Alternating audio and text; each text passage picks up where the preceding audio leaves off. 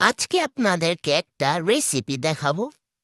পুডিংয়ের recipe আমরা জানি যে আপনারা সবাই পারেন, পণ্ডিত সবাই। তারপরও আমি যেভাবে বানাই আপনারা একটু শিখে নিতে পারেন। শেখার আসলে কোনো বয়স নাই তো, ভুলভ্রান্তি হতেও পারে আপনাদের।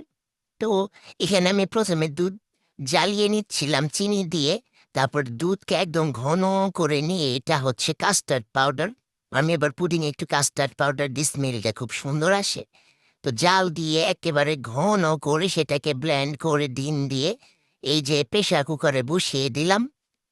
আমাদের প্রেশার কুকারই বানাই, বসিয়ে দিছিলাম। এই যে হয়ে আসছে একদম চাঁদের মতো দেখতে। তো এটাকে তাড়াতাড়ি ঠান্ডা হওয়ার জন্য ফ্রিজে ঢুকা রাখলাম।